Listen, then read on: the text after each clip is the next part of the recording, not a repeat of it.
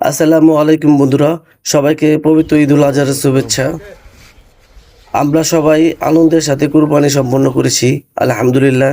কিন্তু কুরবানি শেষ হওয়ার পর আমাদের চারপাশে রাস্তার অবস্থা একটু দেখলেই বোঝা যায়, চারিদিকে রক্ত মাখা, বর্জ্য ছড়িয়ে ছিটিয়ে থাকা। এগুলো আমাদের সবার নজরে আসা উচিত।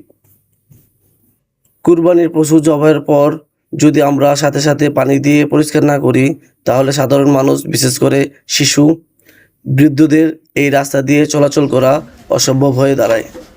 সবচেয়ে বড় ভয়ের ব্যাপার হলো এই জমাট বাঁধা রক্ত, ময়লা পানি কিন্তু মশামাছির পারফেক্ট কেন্দ্র হতে পারে। এমনিতেই দেশে প্রচুর ডেঙ্গুর প্রকল্প, তার উপর রক্ত মাখা নোংরা পরিবেশ রোগবালাই আরও 10 গুণ বাড়িয়ে দিতে পারে।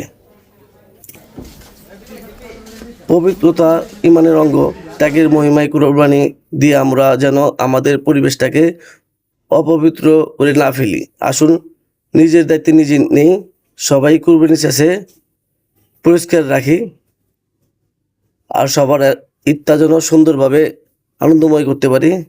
তো ভিডিওটা কেমন লাগলো? ভালো লাগলে অবশ্যই শেয়ার করবেন, আর পরবর্তী ভিডিওতে দেখা হবে। আল্লাহ হাফেজ।